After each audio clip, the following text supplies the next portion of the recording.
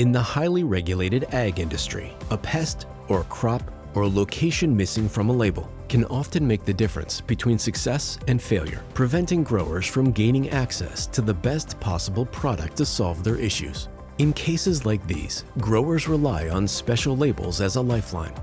But with a complex system of federal and state agencies to navigate, who helps provide that lifeline?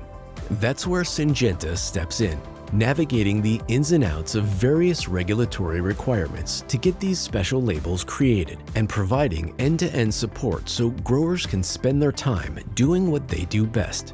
We have needed something that we felt was registered in other states but not Virginia. Thrips are beginning to become a problem more in apples than they have in the past. Normally for us they've been more of a nectarine pest. But we're starting to see more thrips injury on apples. The problem is that when you find out that you need a product that's not labeled, you haven't already been looking for that product, because it's not labeled for your crop. It's not an easy undertaking, and the stakes are high. For each different class of special label created, there's a uniquely involved registration process taking place behind the scenes. Everybody does Section 18s, those are emergency exemptions, but the 2EEs, 24Cs, those are something that I think Syngenta does very, very well. We have a track history of that, and the track history goes well beyond just the last couple of years. We've been doing this for decades.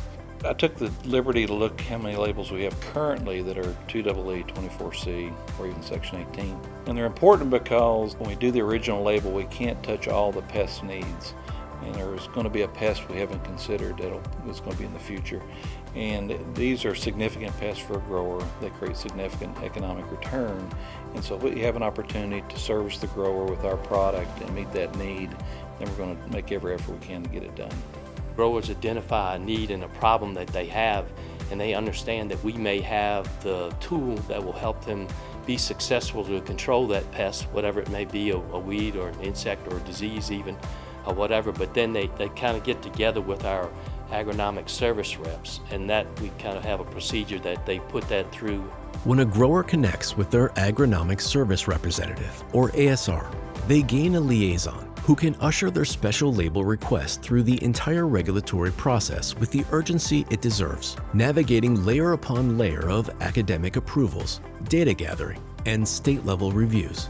They understand the marketplace as well as anybody in this country as it relates to the use of our products.